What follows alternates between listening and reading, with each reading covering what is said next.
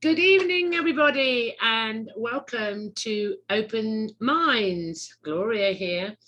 I have the most amazing guest, and I don't say this off my lips, I'm telling you, breathtaking, absolutely bulldogish, amazing, sassy, say it as it is, Lindsey. However, before we get to her, guys, I'm just going to read a brief bio because otherwise I'd be here forever, because this woman is absolutely amazing and it's an honor and a privilege. I've had her on Inception podcast, but now she's on Open Mind. So here we go, guys.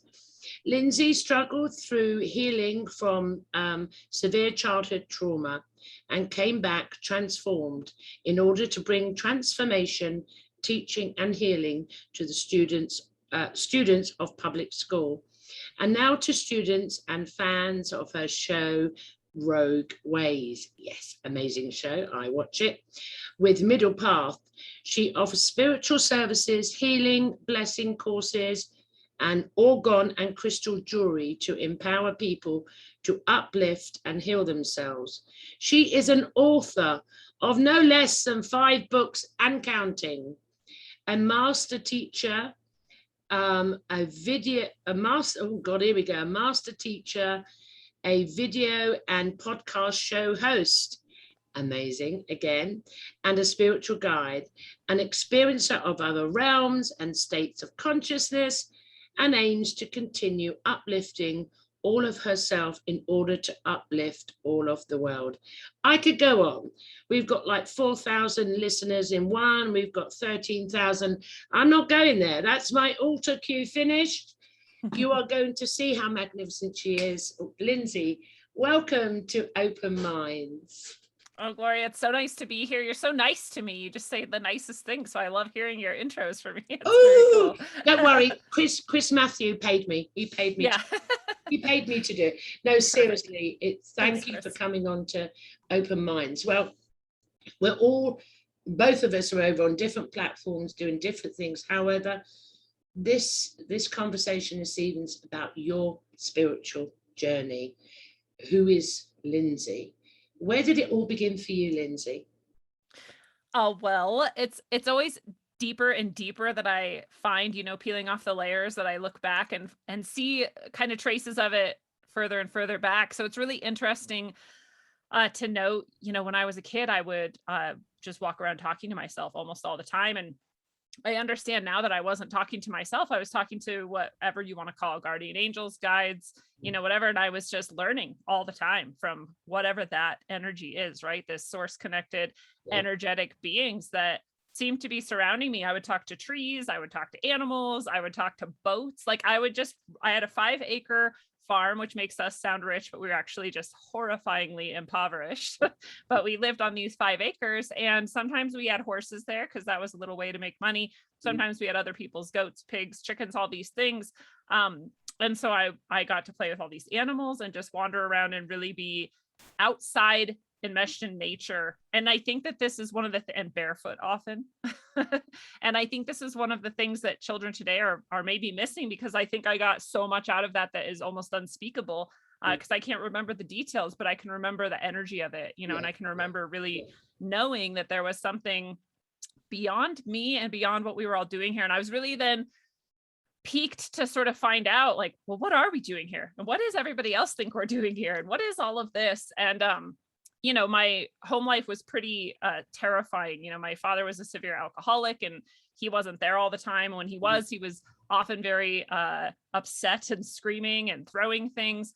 He didn't beat any of us, and he didn't treat us badly. He loved us dearly, but he had survived through 2 tours of Vietnam and was a sniper there. So he had a lot of trauma to deal with himself. And we didn't know that. We just knew that life was scary and not, stable. So I had a lot of trauma. I didn't know it at the time. And like a lot of empaths and intuitives, because of this unstable, traumatic, abusive, series of events that were ongoing for many years, I learned to be exceptionally sensitive to energy and people's moods and people's thoughts and people's auras. And I didn't know any of that. It was just a thing that was happening, again, just like talking to my imaginary friends and all of Yeah. these guides all the time. You know, I just never questioned it, and no one else did either. So it just never stood out in my mind. And when my father died when I was 11, things really shattered. Like whatever I had been speaking to, I rejected completely. And I went down into a very dark path. And, you know, there was years and years of drugs of all kinds. And this is when I was 11 again. So when I was 12, by the time I was 12, I was doing acid, using crystal meth, smoking weed. Like, there you go. Yeah. So I had drank actually when I was 9, but when I was 9 drinking, I really didn't know what I was doing. It wasn't like, yeah, let's get trashed. It was like, I hear you. yeah, I was like, what's this? This is weird. And then like, oh, I don't even like that. Right. This was definitely otherwise. I started telling people that I didn't believe in love, that God didn't exist. And if he did, I hated him. Resonates with me. I didn't turn to drugs for some unknown reason. Well, thank God. Thank God. As a child, I turned to alcohol. Mine was, and I would vomit, and still go back and do it again to escape everything. And so I wasn't an alcoholic. Thank God I didn't have an addictive gene, but the drugs were there, but it just didn't interest me. So mine was alcohol. I was a little alcoholic as a teenager. Yeah. There you go. Yeah. And the escape is a big part of it. And I think another part of it is the self-abuse. Like I hated myself. Yeah. Because some part of myself had decided that I was the reason, just like we all do. When someone dies, we're like, even if it's someone who died like states away, and like somehow we convince ourselves it's our fault, right? Everything's our fault. Oh God. So I recall saying, God, if you exist, please kill my mother. I always remember saying it. Well, you don't exist then, do you? So there's very similar things that we go through in this process, you know, and everything is our fault. Yeah, do go on. Yeah, definitely internalized it and decided that it was all me. What's really interesting too is that I started having experiences of my father, you know, after death. And it terrified me. It wasn't like, you know, because I knew for sure. So the first time I was walking home and really depressed, of course, I'd been depressed and would be depressed for many years to come. But I was walking home from this bus. It was like 1.5 miles from our house. And so I was walking and, you know, reflecting and probably having the same processes that I'd had my entire childhood, where I'm receiving information without even really knowing where it's coming from. And all of a sudden I thought, well, I wonder if it's really true that people exist after death, right? Some people think they do and some people think they don't. I wonder if they do. And this wind on a windless day came and swirled around me, and then it held my hand. And then I heard in my mind, yes, I'm still here. I'm always going to be here. I'm with you. And I stopped. I felt it. I knew it was real. Like somebody's holding my hand. I feel my father standing next to me. I hear him talking to me. And then I realized that was really happening, and I started running. I was like, oh my God, ghosts are real. What the hell? Oh my Lord. That's amazing. I mean, in my case, I was born seeing the dead. So they never scared me. Only my mother at the time scared me. You know, it's for me to hear someone say, well, they scared me. And I think, that's weird. That's not like it was for me. And this is the beautiful journey of sharing this for our audience that maybe some have experienced this at early childhood, like myself, no issue, and some like yourself, because Lindsey will go into how all of these experiences and how she transformed them into something beautiful. Do go on. So you were running down the street, you experienced your dad. What's next? I started having really intense dreams, and I'd always had really intense dreams, and I was a very, very heavy sleeper. I mean, there's stories of my parents like shaking me and me still not waking up. Like I've always been a very strong, what I call now and what I understand now to be a dream worker, and I do energy work on the dream plane. And so my dreams started to become pretty dark though and terrifying, and of course my psyche was a dark and terrifying place, so it makes sense. But I started sleepwalking and doing all these things, and life just became very confusing, because in the outward world nobody's talking about any of this. Nobody's talking about dreams or spirits or, you know, your dad visiting you from beyond or any of these things. And then internally I'm experiencing them all, and there's just no one, nowhere, to talk about it, to experience, and luckily my sister was somewhat open and she kind of understood some of these things. She's only a year and a half older, but she just had a little bit more insight than me. So she kind of was able to guide me somewhat and be like, yeah, it's okay. You can have really strong dreams and really weird things happen in life. And, maybe dad is visiting us and whatever. And so that was a little bit reassuring. But in general, I just started to notice more and more that what society was doing, what we were doing in school, what people were doing and talking about had nothing to do with anything. Nothing to do with anything, not in our reality. Yeah, I can resonate with that one. Yeah. So, and it's really difficult, right? Because you're like, well, what the hell are we doing here? Like, what are you guys doing here? Like, I think I know what I'm doing here, but I find nowhere to have that. Did you often think, I used to think I was adopted, that I was still dreaming because I didn't fit in. I didn't think my parents were my parents. Nothing resonated with my internal knowing. It was quite fucked up at the time, obviously, similar trauma. But did you find that you just did not fit in anywhere? Yes. Yeah. And I mean, I, at the same time, fit in everywhere because I was incredibly empathic and intuitive. And I knew exactly how to make people feel loved or accepted or like I wasn't a threat or whatever it was, to be able to be around people. Just like I had learned from my father when, he was in his alcoholic rages. Like it's a good skill, actually.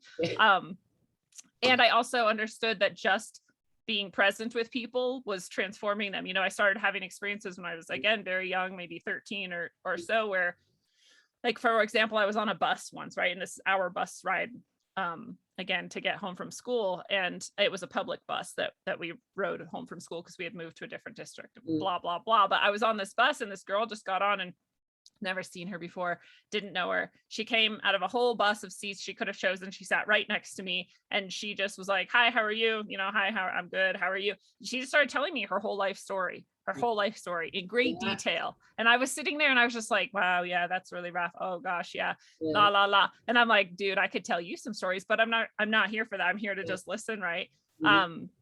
For whatever reason, that's what I was guided to do. And by the time her stop came, which was far before mine, she was like, wow, I don't know who you are or why I even told you all of that, but it was so helpful. Thank you so much. And got off and I never saw her again. And I was like, like there's something. That's good. I used to say, and I not so much now, and my family would say, you mum, in my children, you always attract the weirdos. And I would go out and it would be, wherever I sat, normally it would be mental health.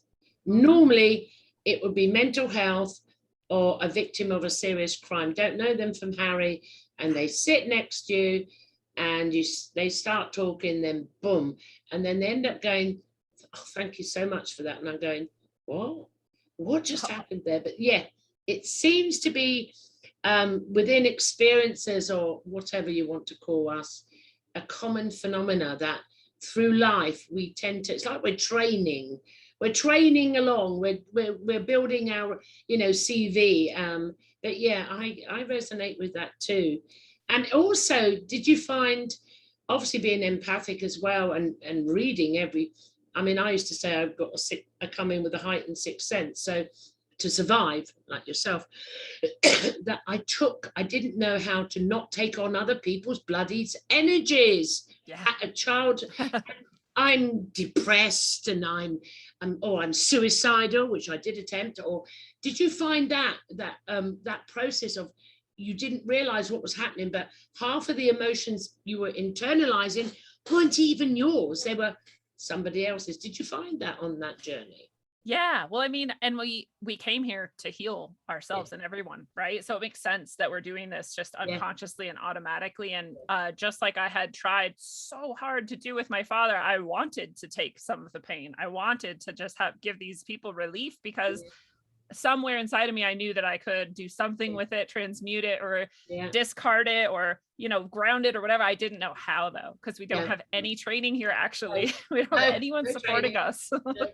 Right. So I do, and I've learned more and more and more how to have really excellent boundaries about that. And I'm still able to help people right in that way, but in a way that's much safer for me. Absolutely. So that was the training ground for that particular era.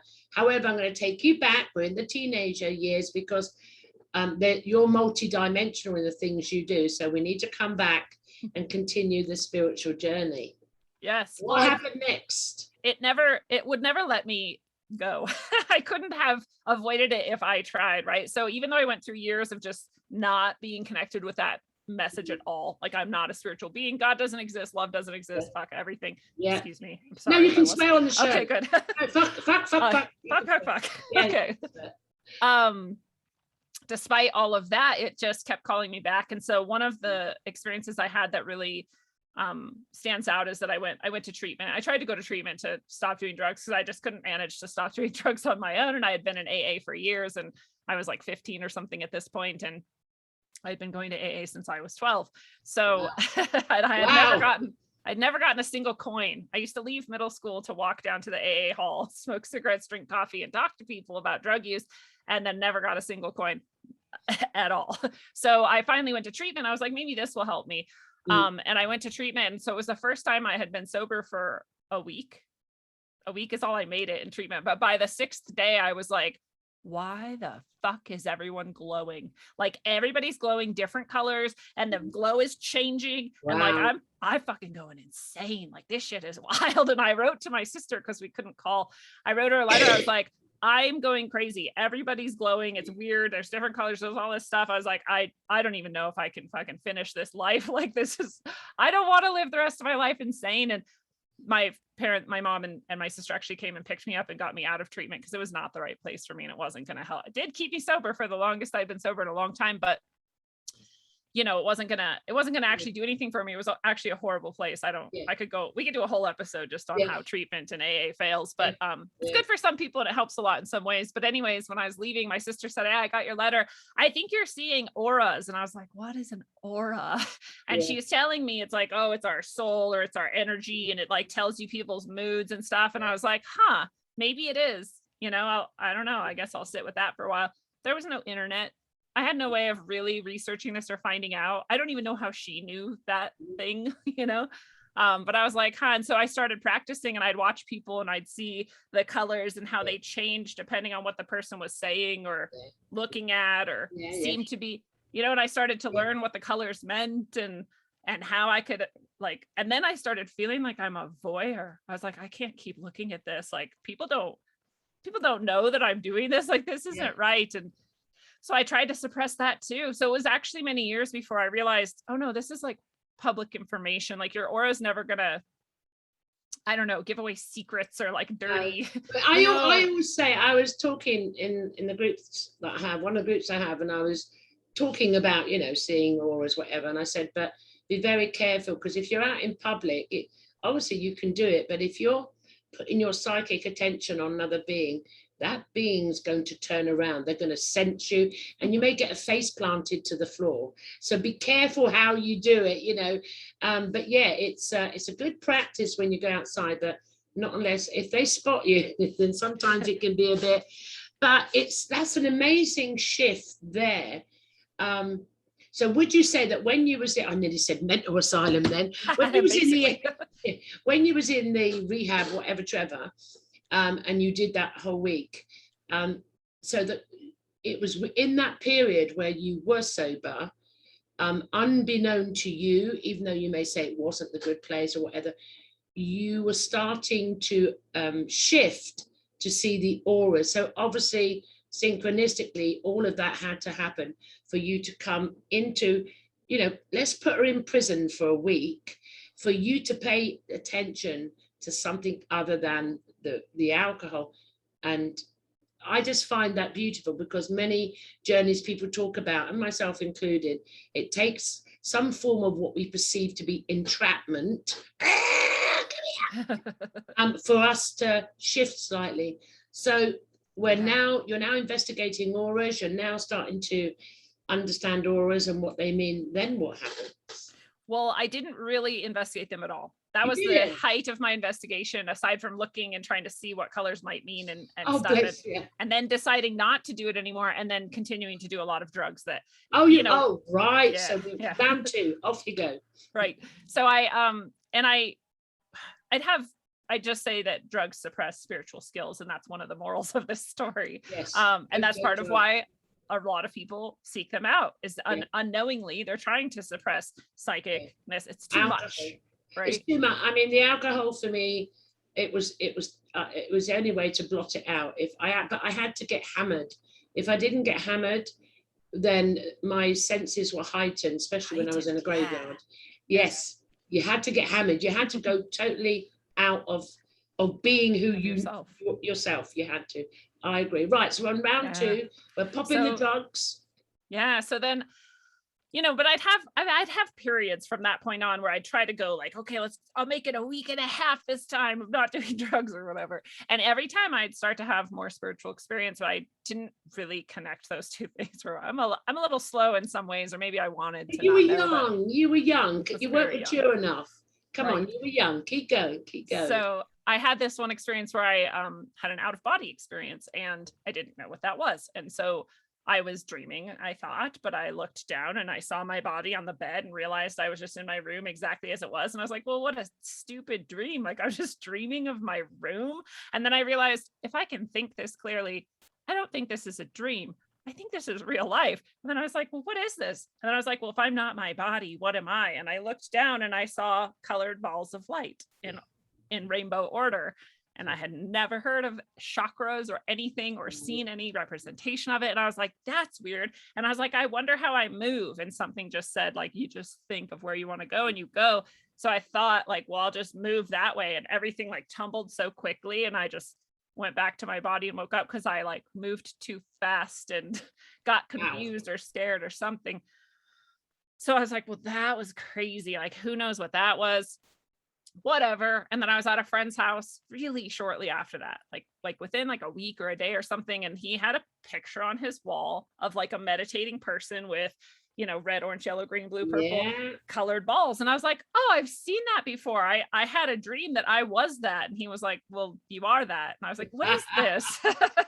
And he was like, those are your chakras. And I was like, what is a chakra? And he's like explaining to me. And this is a person who's a very dear soul and helped me a lot in various ways on my earlier path, but he just happened to know those things and had that picture. And so it confirmed for me, like, oh, this really did happen. Like, how would I have known colored balls if I had never heard of them before? And then I saw this confirmation. So I was like, wow, something is definitely beyond this realm, or, like, we can do more than we think. And there's more. And at the same time, just like with my father visiting me, I was a little scared. I was like, well, then what is it all? And like, why don't people talk about it? And why am I so alone all the time in all of this? The aloneness seems to be another prominent core as well, all the way through for many of us beings. It's so alone. But however, in hindsight, you have to be in that state. You have to be in that state to, but at the time when you're going through it, it's like, oh, fuck it, I can't take it anymore. I do get it. Oh, do go on. So now, hold on. So we've had a validation, a confirmation. So obviously, your spiritual path is now expanding, that you've done out-of-body experience, you've seen all these colors, and later validated the chakras, more awareness. Did you stop the drugs then, or was it? No. Okay, round 3, off we go. So I and I don't know which thing happened first, but I'm pretty sure this happened first, because I did a lot of drugs. If you haven't caught on yet, and so the time and order of things is a little shaky. Wow. Yeah.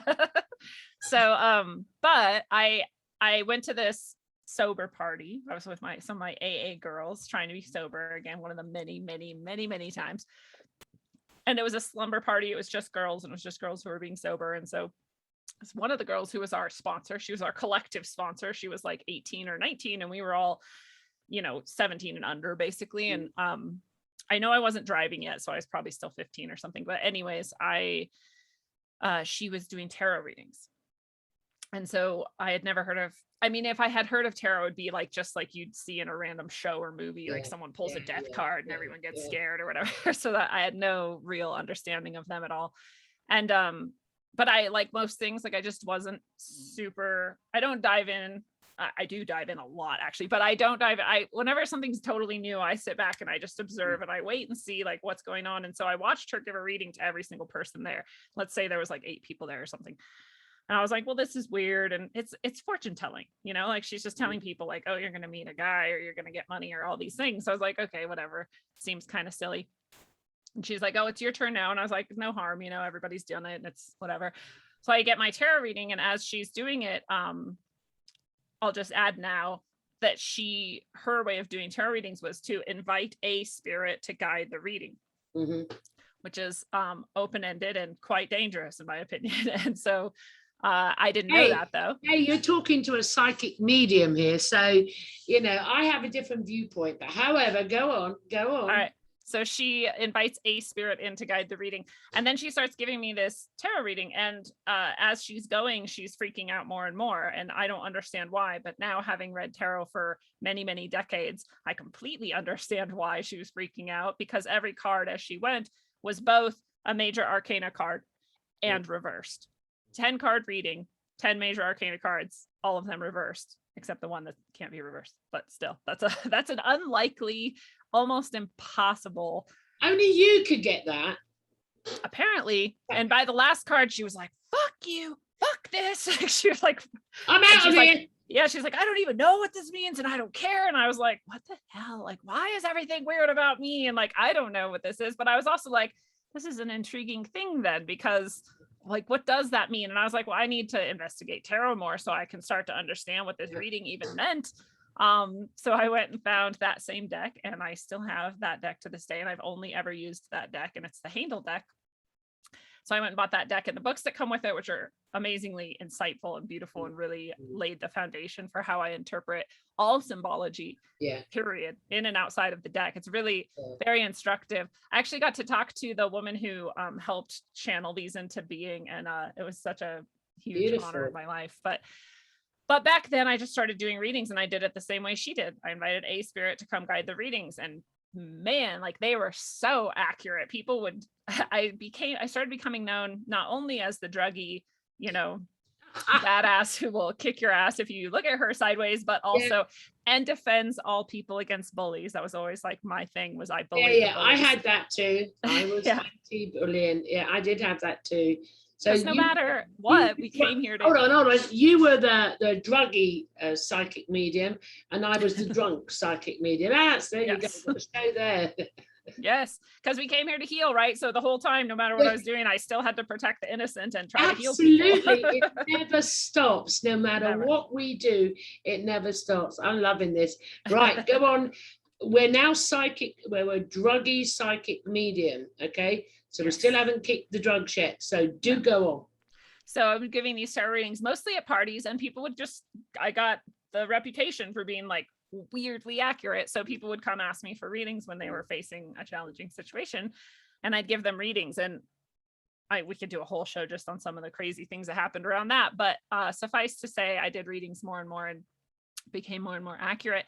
In the same amount of time, in the same period of time, I should say, I started experiencing really dark feeling, negative, paranormal activity that I now understand to be the phenomenon known as poltergeist. You know, there was whatever I later came to understand, whatever spirit I had called over and over again to help me give these readings was dark or angry or unhappy or demonic or evil or whatever you want to call the type of energy that is not life affirming and supportive and good. So I didn't understand any of that though. All I knew was like things were being thrown at me and stuff was like not good. And that I also started experiencing sleep paralysis, which I also didn't understand at the time and didn't know what was going on. And so a lot of this started to become apparent to me, that because I try to describe it, people were like, well, why didn't you just know instantly what was going on? And I'm like, because I did not connect tarot and inviting spirits with things being moved around my house or weird things happening, because weird shit happened to me all the time, actually, like all the time. So when something just like flew, I was like, I don't know, like the wind came or so, like I just had to explain things away because I didn't have a frame of reference for it. So a lot of things happened, but eventually I was able to weave it all together and be like, oh, that was all one thing. That was all that spirit. And it was all, it really fucking with me a lot. So one night I was sitting with my dog. My dog sat under my desk, and I would be at the desk working on the computer or whatever, working on the computer, playing Minesweeper. Wow. That's I just dated myself. I know. Are you still on the drugs? Mm-hmm. Okay, keep going. I mean, not at this moment I'm about to describe, but in general. Good. Right. Okay. And so I was doing whatever Minesweeper, and I felt the darkest energy. So I'll add that as I had been learning to like watch auras, that I could also feel them, and I started to understand that I could feel them. So when someone had this bright, beautiful, like yellow and purple aura, I could feel the love. And like, when they had this dark, muddy, like gross aura, I could feel the disgust and that, whatever. So I started learning my body is actually just as good a barometer as my eyeballs are. Yeah. And I felt coming from behind me the darkest, most negative, intense, way darker than it. I had not yet seen a black aura, but I had seen gray and brown muddy auras.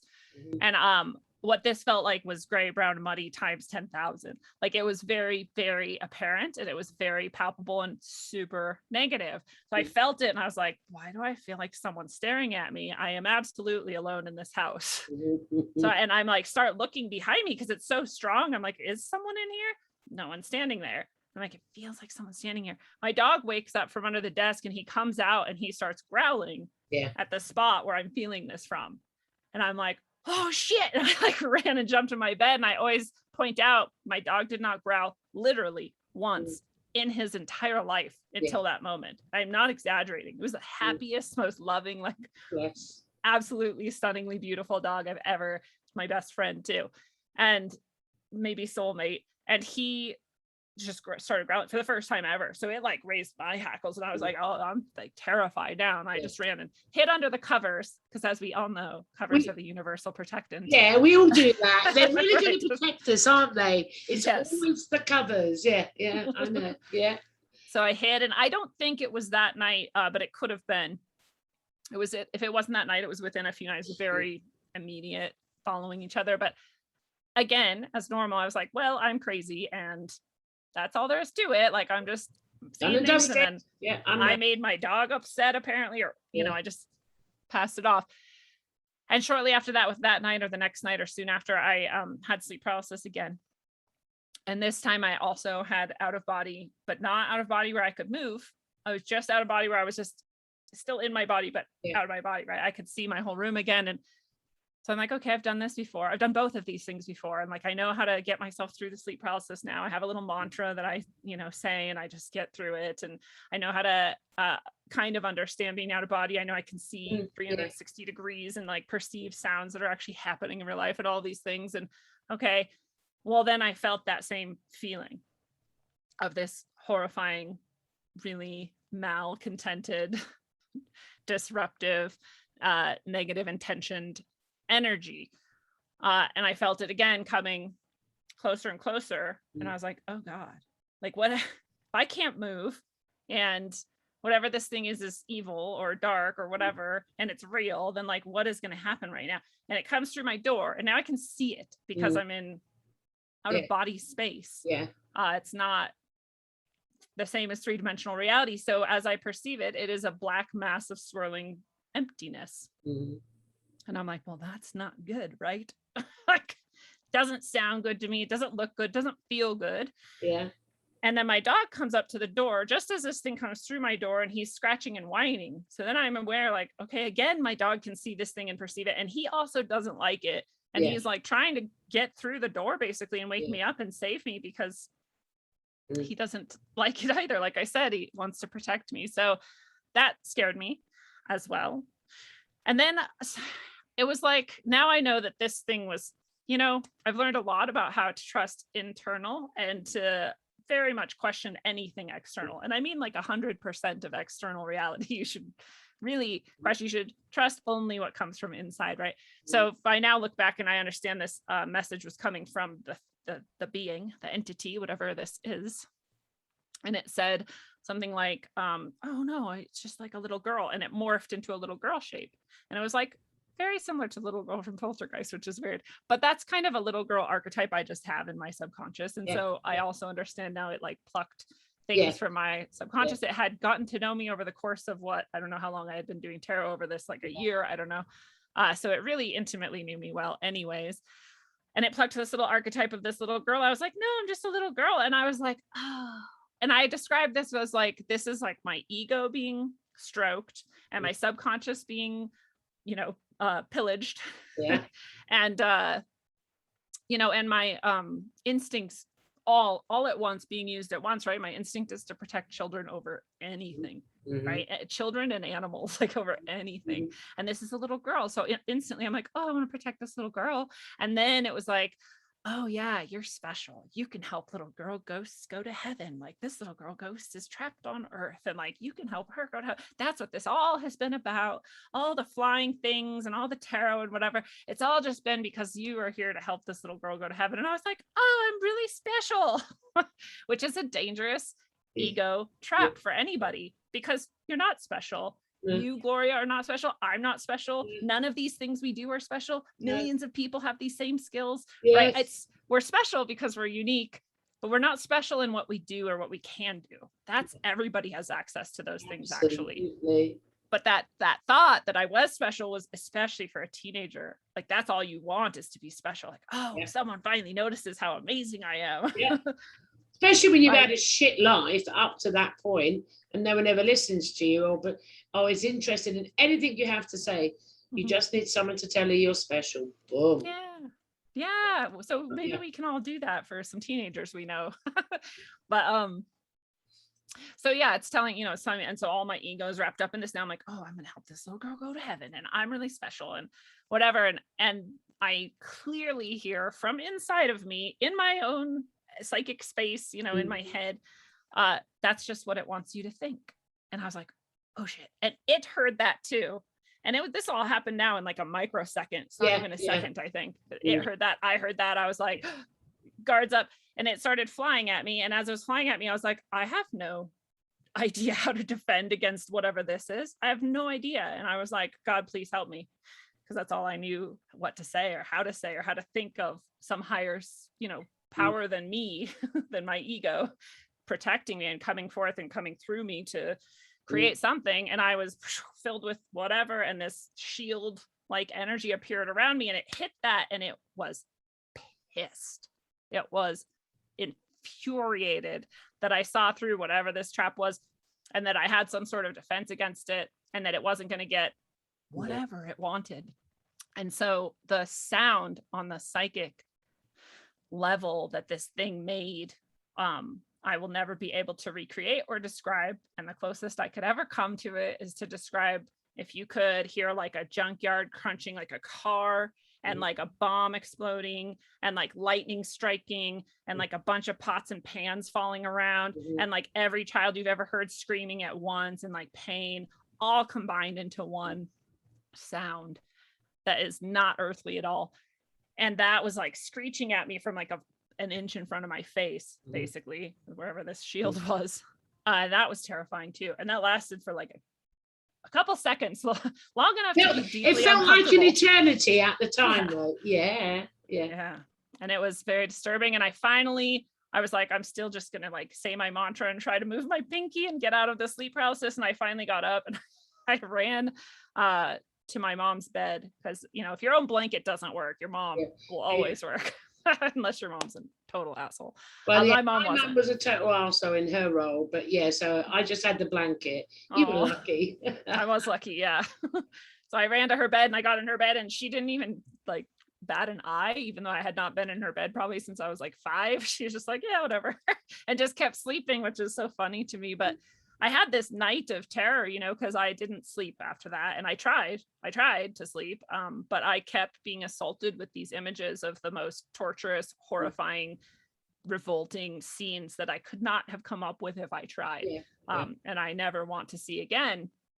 And I was like, well, I am totally crazy. Like now for sure, there's no question in my mind that I'm insane. My whole life I've been insane. Now it's really peaking and like they're going to throw me in an institution and that's probably going to be good for everyone. So we'll just get it over with. And you know, I maybe slept fitfully, I guess, but I got up in the morning and I was just like, I'm never going to think about this again. I'm just going to get through today. Like, I'm just going to go to school, because apparently it was a good idea to go to school after an event like that. You know, if we had a society that wasn't completely disconnected from source and earth and ourselves, like, there would have been somewhere I could go with all of this long before this moment. I mean, you're younger than me. Back in my day, there was nowhere. And you're younger than me, so it just goes to show there was nowhere for you either. It was still, it's only in I'd say recently, that really it's opened up, that there is access to get support for this. But right, no, I'm not losing this. I need to stay on this. Okay, so you've gone back to school, you've got up and you've gone into school. What's next? So and again, at this point, I had been to school high and drunk on every drug except heroin. So people have seen me in the worst states. I've gone to school after 3 days of not sleeping, you know, every single thing. So, you know, just whatever you can imagine that would look like everybody has seen me in all of these states. And it's a small town, so we all know each other. So I show up this day and I get out of my car, and so I was driving at this point, and I am walking, you know, in the parking lot, and one of my friends sees me and is like, oh, hey, Lindsey. And, oh my God, what happened? I was like, what do you mean? Like, what, did your dog die? I was like, no. Why? Like, I'm starting to get scared. You know, why are you saying this? They're like, you look like hell. And I'm like, well, fuck you. Like, thanks. I'm going to class now. You know, I keep walking. Another person sees me. He's like, oh my God, are you okay? I'm like, yes, I'm okay. Like, what? And they're like, you just look really bad. I'm like, why is everyone saying this? And by the time the third or fourth person had this reaction, I'm like, I can't do this anymore. Like, what the hell is on me or in me or around me that is making people react like all my years of doing drugs, and no one's ever treated me like this. And now everyone is just like, something's wrong with you. And I'm like, so it was partially, again, validation. Like, something actually happened last night, and people can tell whatever that is, right? They're not even all that sensitive, but that means this thing is probably like clinging to me or like trying to get in or something. I don't know, but they can tell. So I'm like, I can't do this. I can't go through class and like a whole school day, like with people like feeling this and looking at me weird and like, you know, questioning me. So, and then I'm also like, well, if it is real, then what is it? And then I'm like, maybe it's a demon. Maybe demons are real. And the only people I know who have ever believed in demons or talked to me about demons are these really fundamentalist Christians who I grew up next to, who've always wanted to save my soul. And, but they'll at least know maybe, or have some idea of what's going on or something. And I definitely can't go through this day like this. So I called them on the school payphone and I was like, you guys, can I come over? Like, my life is crazy right now. And they're like, of course. And I know, I look back as an adult and I know they were like, yes, we're going to. Yes, we gotta today. We gotta. Yeah. So I drive up there and, you know, skipping school to go to my Christian friend's parents' house. And I tell them a little bit of the story. I'm like, I don't know, things have been flying around my house. Like, then this like dark energy came, and then I was sleep paralyzed, and then it tried to get in me, and I prayed to God and it couldn't. And now I was seeing like really horrible torture scenes all night long. And like, I don't know what's going on. And they're like, oh yeah, you're totally being attacked by a demon. Just like, no, like pause or, you know, like, I just don't know anybody who would just be like, oh yeah, of course, it's totally normal. Do you want a cup of coffee while you're here? Yeah, right. Yeah. So it's really funny looking back, but at the time I was like, okay, cool. Like, what do we do about it? And they're like, oh, you just pray to Jesus. And I'm like, okay, tell me how. And they're like, okay, just repeat after me. And I was like, okay, let's go. And you know how the prayer goes, something like, Jesus, come into my heart. It's very simple. I don't know. Oh, it's just like it's like the prayer that, and I'm sure there's a million versions of it. Yeah. But any Christian or anybody who's grown up in this culture, it's like the saving prayer. So I don't even know what it's called, but it's very familiar to people in that culture. And it's very simple. It's just like seriously like a sentence or two. And it's the essence of it is asking Jesus to come into your heart. And I said those words, and from head to toe, my whole body just, and I was at peace. And I was like, holy shit, it worked. Like, Jesus is real, and demons are real, and this shit is fucking real. Holy shit. I went on like a many months long journey of like, God is Jesus and God, everybody should go to church. And like, I'm reading my Bible, and like, I'd read the Bible before just as a curiosity, but now I'm reading it as like, this is like a real true thing. And Luckily that faded a bit, again, because my beautiful sister understands or understood more than me. And she gave me the book Conversations with God. I don't know if you're familiar. So I was like maybe like 17 at this point, and she gave me that book, and thank God she did, because it brought me back to a balance of like, Jesus is real, God is real, but it's not like this is the only religion and you have to go to church or any of that bullshit. So it was quick. I went through this process really quick, and I'm very grateful for that, because I came back to this spot of like, okay, I see auras, I feel things, entities are around all the time with me, trying to interact with me. I have to figure out how to balance that and choose to align with and act along with and interact with the ones I want to, and keep away the ones I don't want to. And in that same period of time, then I started. Did you quit the drugs? No, still no. Oh, okay. Well, I think we're on round 5. Keep going. Round 5, fight. So I started seeing what people would call aliens and UFOs pretty frequently. Basically every time I was outside, especially at night, because flashing lights in the dark are a real easy way to get someone's attention. During the day I see them too, but it's not the same. It's harder because there's light everywhere. So at night was a real popular time for them to interact with me. And instead of assuming I was crazy, because now I've gone through like confrontation with whatever you want to call entities that don't have your best interest in mind, it was easier for me to understand that, like, okay, there's just a lot of shit that people don't talk about, and it's real, it's really happening, and for some reason it happens to me a lot more than other people, and so just like get over it. And so I started having conversations with these things in the sky psychically, and it really helped me develop my psychic intuition and understanding and ability to have conversations like this, which again, if we go all the way back to the beginning of the story, that's all I did as a kid. All I did was have psychic conversations with beings. I just didn't know it. And now I was back to full consciousness as an adult doing that same thing, but on purpose. So really came full circle. And no, I still didn't quit drugs for a long time. I quit drinking. Okay. I quit drinking. It must have been, I don't know, 26 years or something, 20 odd years. And then I've never been a drinker. Then I started drinking again, but as I said, it didn't really. There's a big difference between alcohol and drugs. I get that. I mean, but to some extent, but it's the same. It's the same escapism. process. It's escapism. I think disconnection. When I was like you, I found God. It actually was a blessing, because obviously it didn't exist because of the experience I'd gone through, and it was through a religion that I found God, so I stopped drinking. But then after whatever then you realize, like yourself, with like a conversation with God and all through experiences, no, I can drink, and it was legal, so I'm all right. So there you go. Get over it, Lindsay. So it's a very similar but slightly different.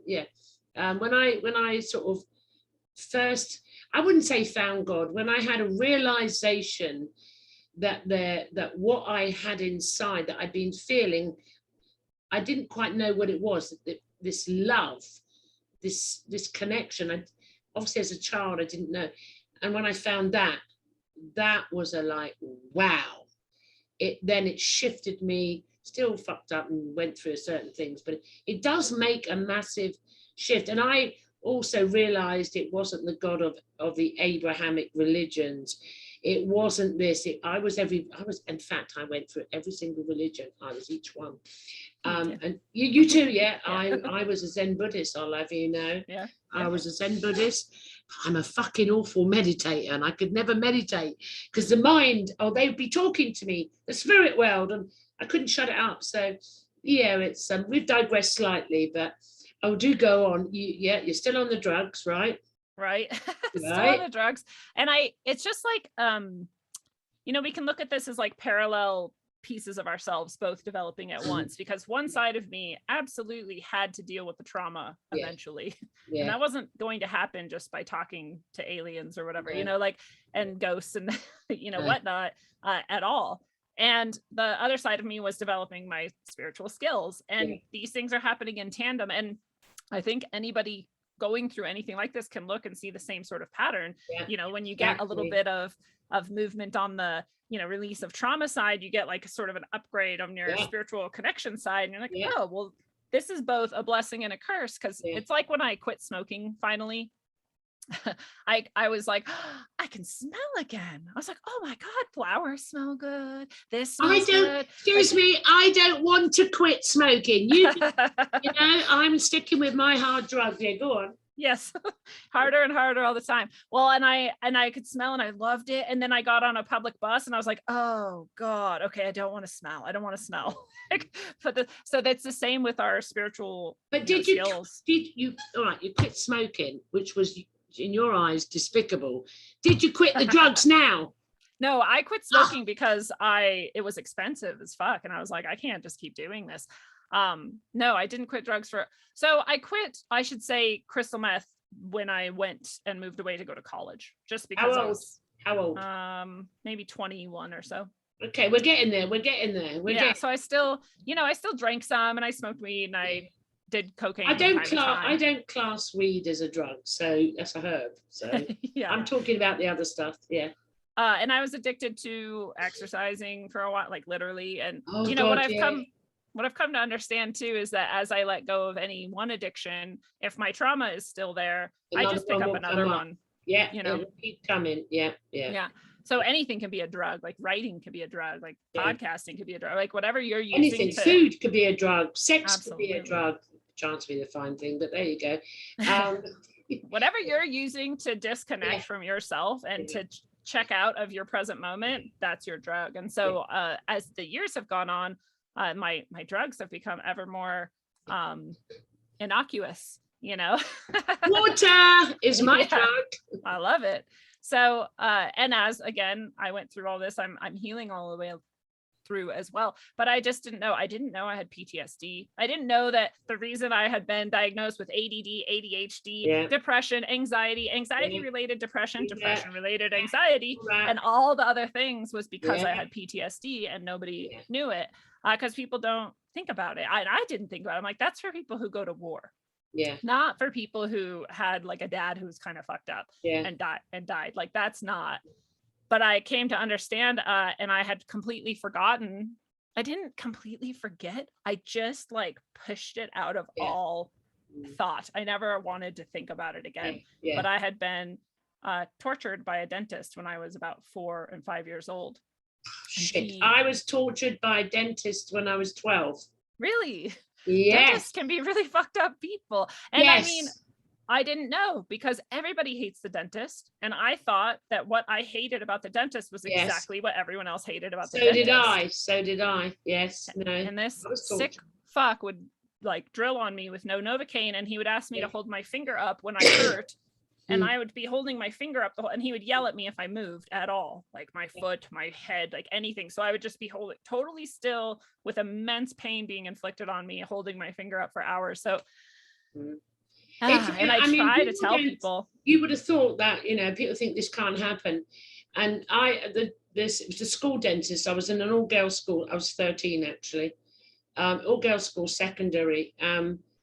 And every week this mobile would come, and every single tooth in my mouth, he would drill it once or twice. It went on for week after week, and it was horrific. And never mind the fact, the experience at home was torture from the mother. It really was not a good fucking space to be in. But yes, I was. And later on in life, like you, I said, oh no, I'm not, And when I had 6 children, they've all got beautiful teeth, by the way, but always someone else had to take them to the dentist. I couldn't even take my kids to the dentist. I could not go in there because of the trauma of what this man did to me. And it was later on in my late 40s, and I went to see a dentist. And she had to do some work, and she put a Valium drip in my arm. I told her, and she was mortified what was done to me. She put, I had Valium in a drip to keep me, not from, having a heart attack. The phobia, and she helped me overcome that. But the bastards, what an experience that was. What evil. Well, and I found out since then some other also youngest children of single mothers, because this is, or no, my dad was there, but I guess youngest children of impoverished mothers, whatever, were also tortured by him. So he had a type, and he had a pattern. And when he died, I was very glad. And years and years and years later, but I went to, deal with this. And what's weird is I'd been going to the dentist all along, and my dentist always said, like, you're just such a great patient because you don't move and nothing bothers you. And I'm like, yeah, because I completely disassociate, and I just here I am, like, do whatever you gotta do. And I had that pattern mechanism for trauma, disassociation. In my human experience, I became an expert at disassociating. Absolutely. It sometimes went a bit too far, and I'd find myself in the middle of a road with cars bibbing, going, what the fuck are you? How did I get here? But apart from that, no, right. So we're now moving on to the next section, okay? Go for it. We're still on drugs. Well, somewhat. So at this point now, I'm jumping ahead. I graduated college, and I did some, again, I would basically weed, alcohol, cocaine. Yeah. Had some more traumatic experiences that are really dark that we don't necessarily have to go into. They're just blips on the radar, but they were horrifying, and they kind of let me know, like, I'm pretty fucked up still. Like, I'm not much. I have my teaching degree now, and I'll smoke weed and drink and sometimes do cocaine, but I am like more fucked up than this. And I finally got a doctor who was like, you have PTSD.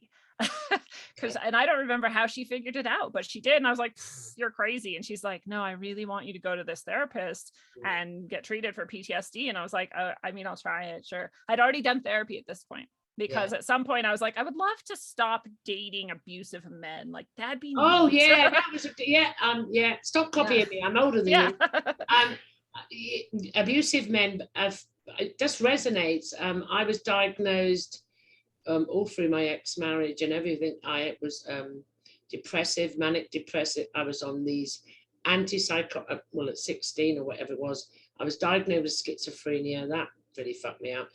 And then I was depressive. And then one day, like you, I went into a doctor, and she said, you're not depressed. You have, first of all, she said, post-traumatic stress disorder. She sent me to a senior clinical psychologist, and she said, you've got complex anyway. And then I realized I never had depression. And that, I've got to say, for anyone out there that is suffering from mental health, it is when you find the right practitioner. And you may think, okay, you've just got another label. No, it was a shift for me. I didn't, because I'd already weaned myself off I said I didn't take drugs. I took prescription drugs that were prescribed, heavy doses of antipsychotic to keep me room.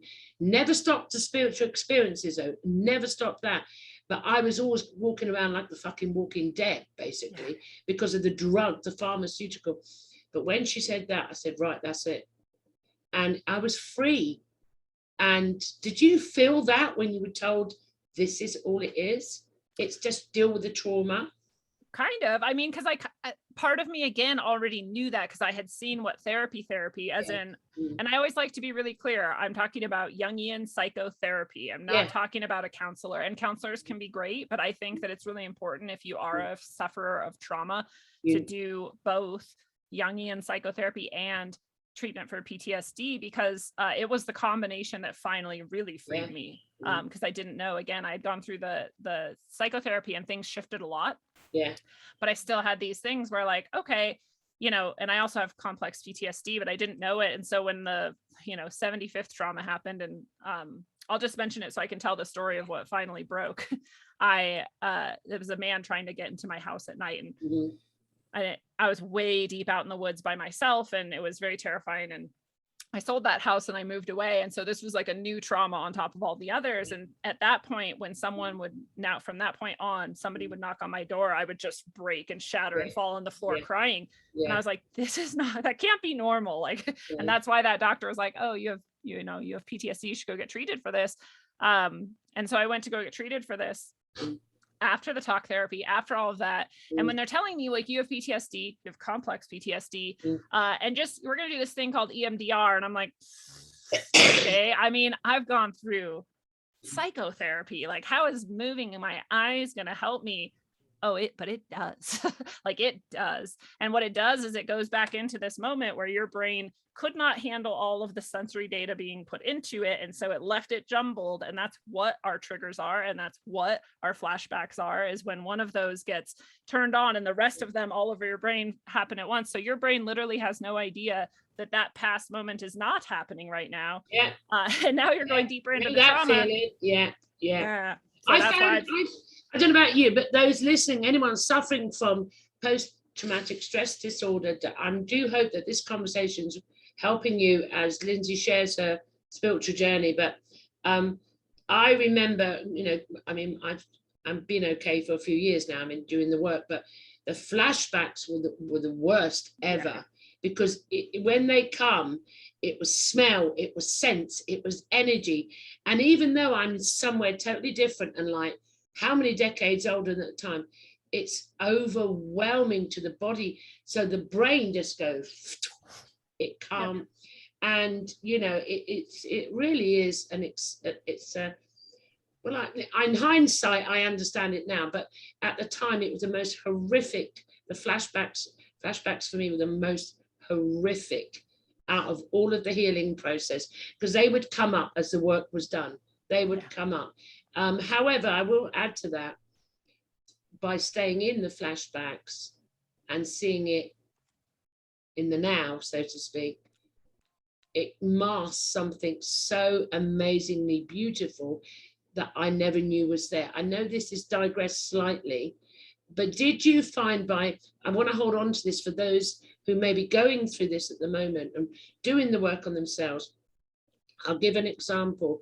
I kept getting the flashback of finding my father dead, getting the police to break down and whatever.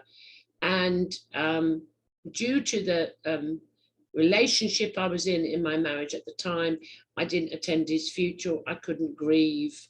There was nothing. So this come back. And I thought, okay, maybe because I haven't grieved. And I was with this psychologist and I said, I'm ready. And so I brought it back purposely. I brought back myself with her. I was just breaking down right in front of her, but I felt safe. And I did have the beings with me as well, so they did help slightly. But once I allowed it and sat in that fear and that trauma, then boom. And I remembered something that happened I'd totally forgotten. The trauma energy had masked something so beautiful. Once that really, I laughed and I cried and it was a release. Have you ever found that working through this, how that has helped you by doing the work on the trauma? I do. I mean, there is something really beautiful in each of those moments because, and what it is for me is these moments where I surrendered again, just like I did at that moment where I said, dear God, help me when the thing was attacking me, where I surrendered to something higher than me and something pure is able to flow through. And I describe it in an episode I did a little while ago called Surrender as Our Superpower. And it's not surrendering to the enemy. That's not what I mean. But, it's like got that one in, guys. She got that one in. Yeah, we know. But it's letting go of that. It's really hard to describe, honestly. It's like letting go of yourself, your ego, basically. It's a little version of ego death and allowing pure source to come through you. And, that is amazingly beautiful. And it does unfortunately happen in the moments of our deepest trauma as well. And one of our gifts then is that when we can heal that, we can bring that forward on purpose and something really beautiful can come in without being traumatized. But when I had my flashbacks, I never knew that I was having a flashback, and I never knew there was no memory that came back consciously. It was always just really severe reactions that didn't make sense. Like, why do I fall on the floor? Because someone knocked on my door. Like, that does not make sense, right? Or one time I was smoking a cigarette. Some guy had just handed to me outside of a bar. I asked him for a cigarette and I was smoking because I started smoking again many times. After I talk about quitting smoking, I started again perhaps like even 6 times. But anyway, so I was outside the bar smoking a cigarette he had just handed me, and for whatever reason, I'll never know. Was it a smell? Was it a sound? Was it some look in his eye? I have no idea. But as he handed it to me and lit it, I flew it in his face, turned around and just ran mindlessly through a city. And thank God one of my friends ran after me because I was about to jump into traffic, Yeah. and he grabbed me and pulled me out of traffic. Mhm. And I had no idea, and I was fighting him and fighting him and fighting him. And finally I stopped and was like, what just happened? And he's Yeah. like, I don't fucking know. He's like, you just threw a cigarette at a guy's face and then ran. I was like, Yeah. why? And he was like, I don't know. And I was like, well, what happened? He's like, nothing. I'm like, why did I do that? Like, Yeah. I had no idea. So going to EMDR therapy for CPTSD stopped my flashbacks from happening anymore after I completed the whole cycle. And it is exactly like you describe. I would be very safe feeling. Yeah. And we would turn on the EMDR and I would recall a memory that was traumatic, and it would trigger me and I would freak out, but I would doing it in a safe place, and we would reorganize the memory so that it wasn't fractured anymore. So you go through it moment by moment and step by step, and then you bring yourself, like you described, back to that moment, and you basically tell yourself then, like, look, we're okay now, we're safe now, it's okay to like let go of this now. And I found it, every time that occurred, I dropped more of the, as I was doing it, more of the guilt. I blamed myself when I was playing that role for everything that happened. You know, you could say, oh, it's my fault I run out in, no, it wasn't your fault that you ran out in traffic. It was nothing to do with it. But each time the work goes in and you're in the safe space to do it, not only do you release it and see the experience for what it was, it's not who you are, but it drops the guilt, because the guilt is one, the ego loves to play the victim. It's a very strong one, especially through mental health. So I found that very like expansive. It wasn't my fault. Of course it fucking wasn't my fault. But at the time, it's but doing the work. But do go on, because we could just talk for hours just on this. Do go on. So we've gone through that. What's the next stage, Lindsay? Well, and I'll add too, I dropped the guilt, but I also picked up more self-responsibility, you know, because I was like, well, a lot of the things I've been playing the victim about really are my responsibility to heal. So it's not my fault that something happened, but I'm the only person who can heal it. So I got to let go of a lot of responsibility. And I got to let go of a lot of blame for that. You know, like I don't blame my father. I don't blame my mother. I don't blame society. And I'm sorry I asked God to kill her. I've dealt with that, you know, at the time, as a child, you know, kill her, you know. It's my fault. But then you understand it, that it's our reaction. But when you're children, it's a different scenario where the maturity is not there and the consciousness to deal with that. It's an experience we come into. But when you're older, you have to take responsibility. You create your reality. How you react to another being is, if they can tell you, you fucking slag, I'm going to kill you. If you come with aggression, you're responsible for the outcome. You're creating it. So I think this process gives those that have gone through such traumatic experiences and worked through that. I think what it really empowered me, which you raised, was I need to take responsibility for who I am. And then that got me working through the traumas to look at how I was responding now, not the past anymore, now, like shouting at the kids or doing this or whatever, Trevor. So do go forward. Please do go forward.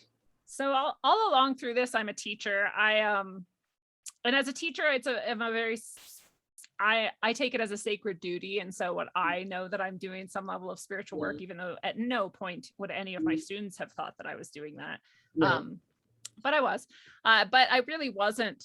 I was ignoring everything. You know, I was ignoring what I now call the wogies, the UFOs or whatever. I was ignoring all my spiritual guides. I was ignoring all the messages from the trees and the animals and the everything. And I was really disconnected from that. And as I was healing, I started going out into the forest a lot by myself. I would wake up at like 6 a.m. and I would drive for an hour up into the deep forest in the mountains, all alone. No one would be on the path. I'd hike miles and miles and miles up into this mountain, and I'd find a lake that was just like pristine, no humans anywhere. And I'd swim out into the middle and just like lay on my back, because I didn't know it at the time, but I was trying to reconnect with the deepest part of myself that knew that I didn't come here to be a high school and middle school teacher, although that was fantastic and amazing. That's not my purpose in life, but I was struggling with that because I had worked so hard to get there, you know? through all that trauma, through all that drug abuse, through all that everything. And I'd finally made it. And I'd been teaching for years. And I was like, well, what else would I be doing? You know, like there is nothing else. And finally through that, I divorced my husband. I did that too. Yeah. I love him. He's awesome. But it was just, I just had to realize, like, it doesn't matter if you love someone, if you're not in love with someone, that's a whole different like ball game. But I had never had that because I had only had trauma. I was just glad I had ended up with someone who wasn't abusive at all, was very nice to me and loved me deeply. But that's not love. Like that's love, but it's not in love. It's not the same thing as like sacred love. Yeah. That was a hard, weird lesson to learn. And so I broke up with my husband and but then through this whole time too, I was like creating roadblocks for myself.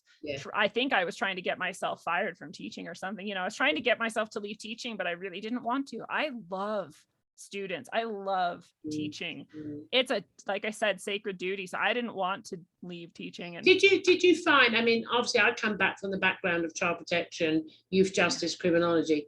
I loved, and I worked obviously with victims of crime. So I loved my job working with children's victims of serious crime for healing, you know, domestic violence. And I never wanted to stop that, but I hated my career. And it was later on I realized it wasn't my passion that I walked away from. It was the establishment that I walked away from. But as I was going through it, and every time it was if the universe was saying, go, leave, get out of here. You know, and I go, but I love this, you know, little 5-year-olds coming in, drawing me UFOs and telling me that, you know, they all these things going on, or protecting a family, you know. But I was so focused on that, but the universe, my establishment was getting harder. I was sticking out like a sore thumb. I was not agreeing with policy and procedure. You know, they were not following duty of care. And then in the end, whatever it is inside, your principles, your ethics of your beingness steps up, and that's it. I've had enough. Walk. Yep. Boom. Exactly. And out. So was that a similar process to you? Absolutely. Exactly the same. More and more my coworkers and alleged higher ups you know, attacked me and targeted me. And I was literally one day in my classroom and this man came in, shut the door, came all the way over to the corner where I was, so cornered me and told me that I should just leave and never come back that day. I was like, it's like winter. I mean, we have a half of a year of the school year left. Like, you literally want me to leave right now and never come back? He's like, yeah, just get the fuck out of here. I was like, wow, I could sue the fuck out of this district for what you just did. Like, this is insane. You're crazy. But that's how bad it got, was that I got like, shouted at, and he wasn't even my superior. And each in the office, it was just outside the office, but everyone in the office. That's when I was head of children and families, and he was frothing blood, literally, you know, because I don't agree with, you know, if you haven't got a duty of care and there's any corruption to do with anything, I'm going to speak out, a whistleblower. And he was like, bleh, bleh. And obviously, you know, you've got like the head, the CEO coming in and saying, did jack shit. Nothing, because she was the same as that. And, you know, and in the end, it was if the universe was saying, Gloria, how bad do you want it to get? Yeah. Before you finally go. And in the end, that's it. I'm out of it. Boom. Yeah. I was out of there. No, it had to happen. So you step out. I finally step out. And what I do is, I'm like, okay, fine. I'm breaking up with my boyfriend now at the time, different guy. I am buying a van. I'm going to put a bed in it. I'm going to drive around the continent, and I'm just going to do whatever the fuck I want. I have been really nice with myself with money. I've saved a good amount. I've got a little nest egg. By no means I'm wealthy, you know, but I have enough that I can go travel for as long as I want and just like run around and just like relax for the first time in my life. Because if you're like me, the way you responded initially to trauma was to work your fucking ass off, and I never stopped. Never stopped working. Since I was 16, I never stopped working.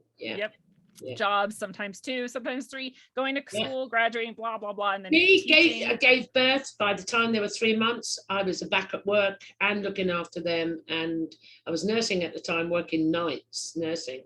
Yeah, I was the same. I never stopped. And the jobs you and I chose aren't just jobs. They're like you carry them with you every minute of every day because you love deeply, and so like that's affecting you. So like I went on this road trip, I drove all around, it was beautiful. My van is awesome, I named it Falcor. Yeah, you can watch this. I actually recorded it and made little episodes out of it on my channel. I'll have to, you have to send me the link and I'll fun. watch it. Yeah, they're very relaxing. I've got nothing better to do than sit and watch hours of Lindsey. No, I will. I can watch it in segments when and they're short. They're short. They're not. They're meant to be. I'll watch it. Yeah. I'll watch it. And it was nice because as I was going, I was sleeping a shitload. I was mostly sleeping in forests because I'd put my hammock up and I'd just sleep like all day. And I was seeing the beautiful, I went all through Canada and Banff and Jasper and the Columbia Icefield and all these really beautiful areas in Canada, and all just amazing. So I was in this beautiful natural setting. I got to meet friends from the show who would meet me in different places along the way, and just sleep a lot. And I was like, stop, check. Were you off the drugs? Yes, but we got there. I had finally quit drinking because someone told me in alchemy, alcohol is used to separate the spirit from the body, and I was like, done, never drinking again. I don't need my spirit to be separate from my body. Now I understand why really, really crazy things always happen when I'm drinking dark things.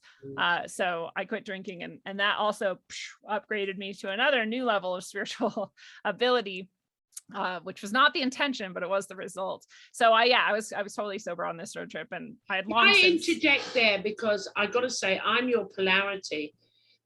When I drink, spirits still come in. I've never met a demon in my life, and if he comes near me, I just whoop its ass. You just go dink, and then it wouldn't even happen.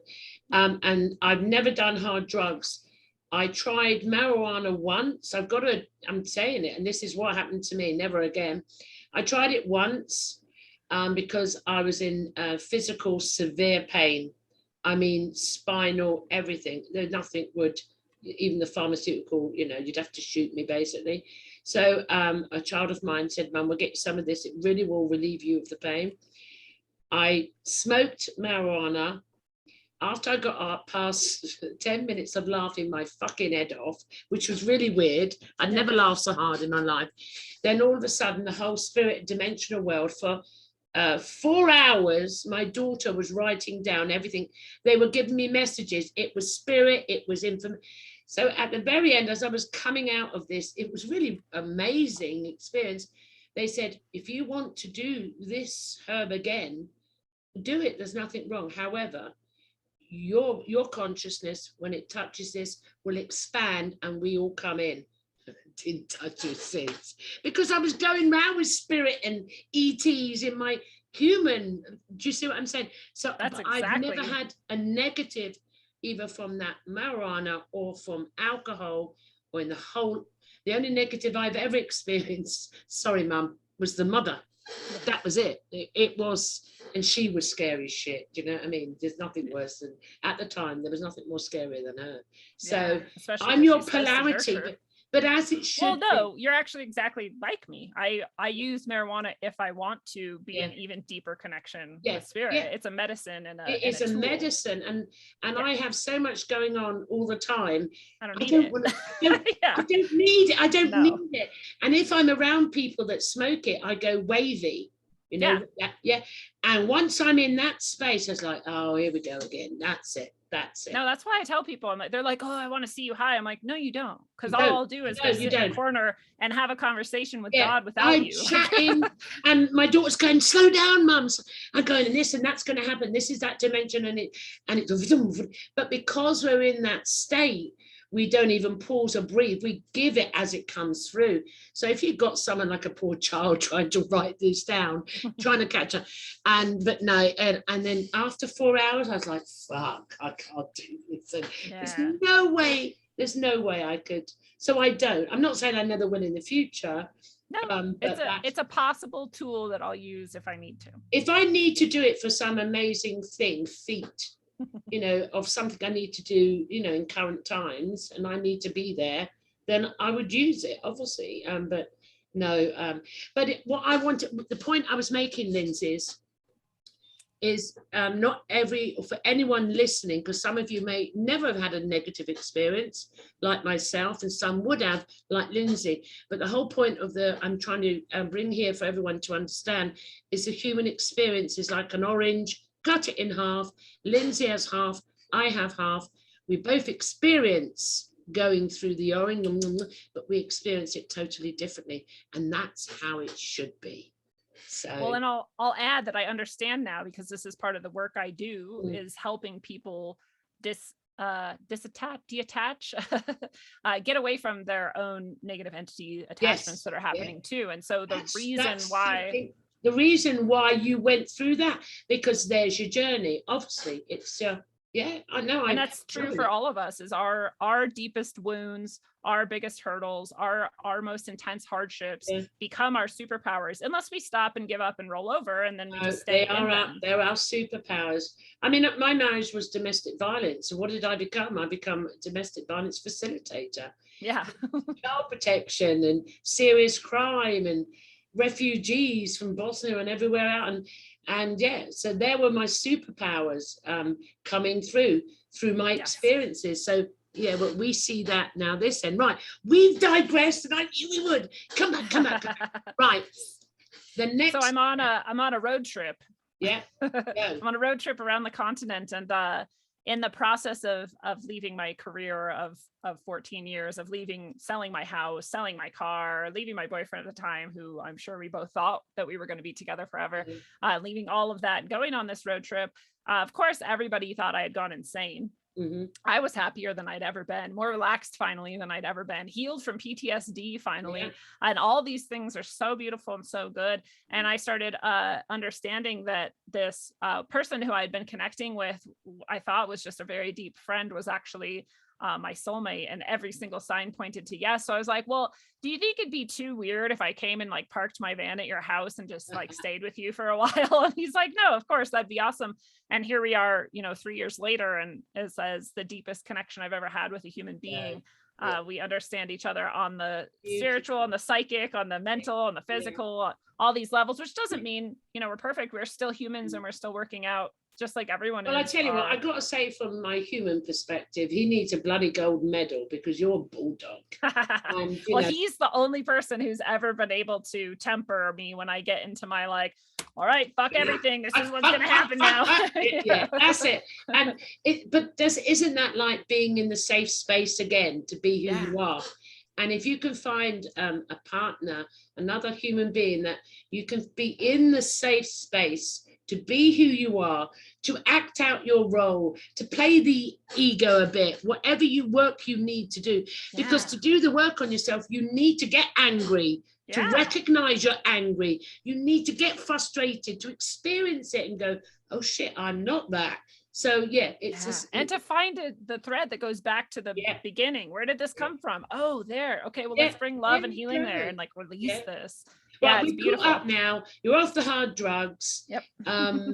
You've met the right conscious being to be in your space. And I didn't go back to teaching, even though I tried really hard to do it.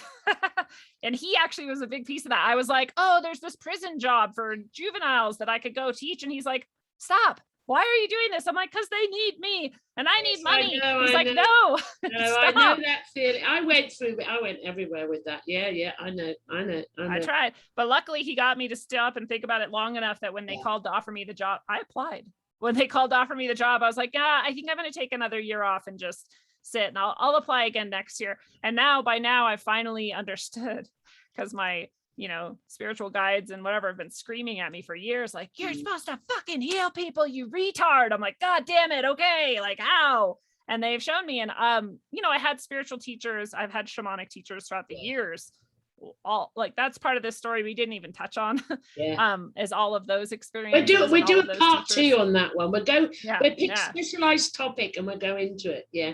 But through a combination of those, and just my own ability to channel and interact with these beings and entities and energies, I've been able to develop my own approach to helping people heal themselves and helping them, especially if they're dealing with dark entities and energies, but even if they're not, and so now, not only am I doing that and running my show and doing all of this, but I also just started teaching other people who would like to be in deeper connection with themselves and their own spiritual abilities to offer others too. So now I'm teaching again, which a lot of my fans like yell at me. They're like, you've been teaching this whole time through the show. And I'm like, okay, fair. But now I'm like literally teaching again too. You know, I have multiple groups, and I'm still counseling. I do exactly. on Zoom. I'm still counseling.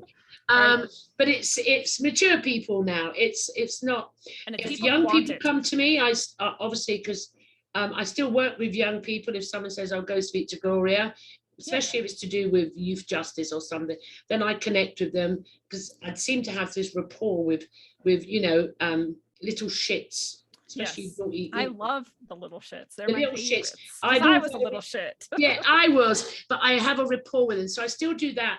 So it's more like when needed, but it's still even my shows are counseling of some description. Absolutely. And that's the way it goes. So so now you're off the drugs, you stopped smoking. I'm still smoking. I'm dying for a cigarette. I'm going to have one in a minute. You have amazing shows and podcasts. Thank you. We are not going to touch on current events because I think it's not worthy of being mentioned, because I'm out of that timeline. Yeah. My timeline is totally different. And the timeline I'm in is to share these journeys, these experiences for anyone watching this show to hopefully start to heal or assist in your healing. And I know Lindsey's going to put some things out there in a minute, because she's going to, I've learned this from Chris, sell yourself shamelessly. Now, do you know what Chris Matthew told me? I said, oh, I'm getting more people recording and I'm going to send it out twice a week. And he went, yeah, Gloria, go whore yourself out. What do you mean? I don't know what it means out there, but, and I went, oh, I've got a face planting. What do you mean? I went, oh, he's joking. Yeah, he told me to whore myself out. But Lindsey's going to give up some contacts or where to get hold of her in a second. And if you need any more information or you want to study further, I'm not the person for that. This is Lindsey. Lindsey's the healer. However, if you want to come via me, I can pass over to Lindsey. There's not going to be an issue. So now I've made the statement to the audience, anyone that needs help with healing, mental health, or anything, anything we spoke about on the show this evening, we will either, if one of us can't help, we'll point you hopefully to the right direction, to the qualified person to help you. You are so not alone. Now, on that note, Lindsey, you may sell yourself, whore yourself out now. I love whoring myself out. It's actually something I've had to get much better at, because I'm like, a long time ago, I was like, well, why doesn't anybody da-da-da? And Johnny, again, my love, was like, because you don't tell anyone. I'm like, oh yeah, we have to tell people about what we do. Tell people about what you're doing, isn't it? Yeah. Go, girl, go. You know, the hardest part is people ask me like, what are you? And I'm like, I am Lindsey. You know, I don't, if you want to call me a shamanic healer, go right ahead. Do I call myself that? No, I've not been offered that title by any shamanic healers. So I'm not going to call myself that, but I'll call myself a mystic, a teacher, and a healer. And I do spiritual guidance and spiritual work with people. So as you mentioned at the beginning, I do create and sell orgone, crystal, and stone jewelry that all hold a blessing. I am able to channel source energy into objects and people. I can do it from a distance. So I also do blessings. If you're just in a crisis moment or you just want to boost, you can come grab a blessing from me. If you want to talk one-on-one about experiences you've had or things you're going through or what the next steps might be for you personally, I do guidance sessions. And if you're in a place where you're pretty sure you have some dark attachments or some dark patterns, even in your psyche, and it's not an external entity, I do spiritual healing ceremonies for people that are more intensive and deeper, and what a lot of times will end up being a soul retrieval or a past life regression or both.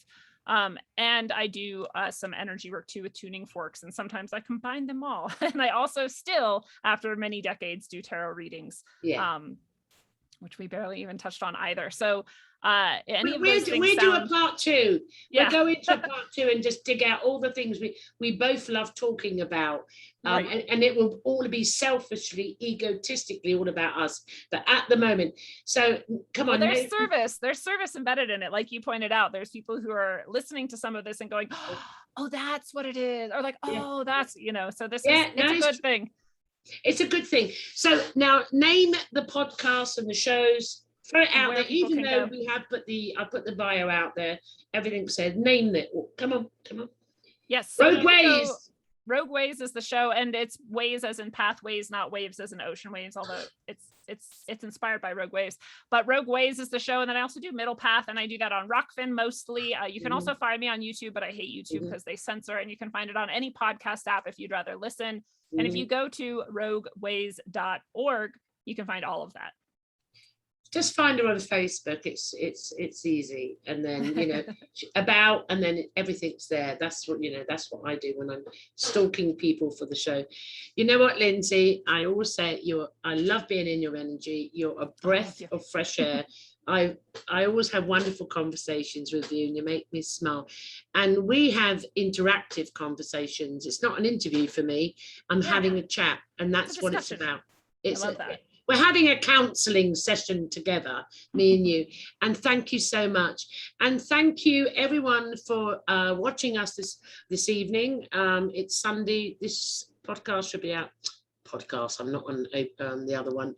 This show will be out tomorrow, Monday.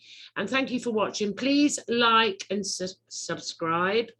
I'm one woman trying to get out there with three platforms, and God, it's hard work doing this stuff. It's a lot of work. Yeah, it's a lot of work. But I love how people don't realize how much work it is. And they're like, I'm going to do that too, which I'm like, go do it. And then they're like, holy shit, how do you do this? I'm like, see, it's hard. Yeah, exactly. And and as I said, it's just it's daily now. It's taken over my life. And what can I say? But I'm loving it. It's my passion.